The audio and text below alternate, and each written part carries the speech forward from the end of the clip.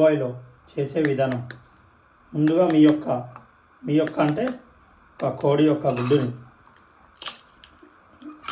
అవును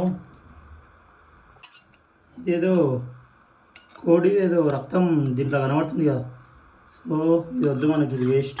దీన్ని పక్కన తీసేయాలి. గుడ్డ ఏదైతే తీసుకున్నామో అందులో మనకు బ్లడ్ రావడంతో అది పడేస్తాం అన్నమాట.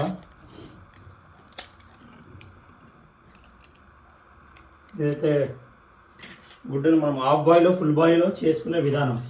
ముందు ఒక బౌల్ తీసుకొని బౌల్లో ఒక గుడ్డ వేసుకొని అంటే కొట్టేసి దాంతోపాటు ఏదైతే అంటే పౌడర్ మనకు కావాల్సినంత, చూసారా ఎలా జీలకరిస్తున్నానో దీన్ని, ఇలా జీలకరించి ఇంకొద్దిగా మీకు ఎంతైతే మీరు కారం తింటారో అంత, చూసారు కదా, ఇలా జీలకరించిన తర్వాతకి ఎంత కారం అంటే మీకు కావాల్సినంత తగినంత పసుపు వేసుకొని, దాని తర్వాత అంటే మీరు ఎంత కారం వేసుకున్నారో దాని తగ్గట్టు కొంచెం ఉప్పు వేసుకోవాలి.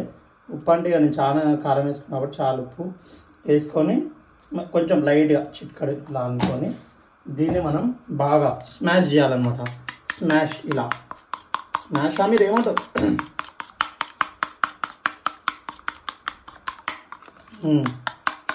ఇలా చేసిన తర్వాతకి దీంతో పాటు తగినంత అంటే ఆనియన్, మీకు కావాల్సినంత ఆనియన్.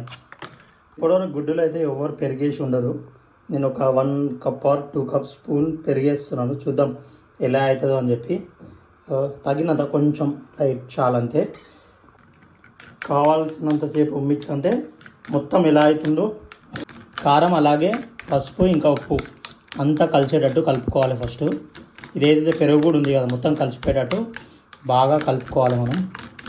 చాలా అంటే చాలా రోజుల తర్వాత వ్లాగ్ చేస్తున్నాం కాబట్టి కొంచెం తడబడుతుంది, ఇంకా ఫస్ట్ వీడియో కాబట్టి ఇలానే అనుకోండి.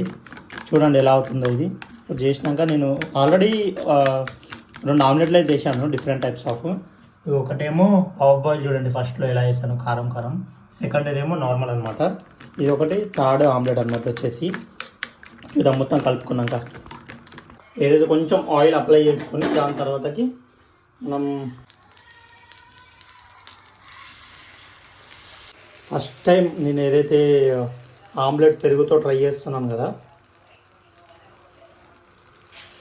కొద్దిగా ఇది మొత్తం ఎండిపోయినాక మనం మళ్ళీ దీని అనేది తిప్పుకోవాలి ఆమ్లెట్.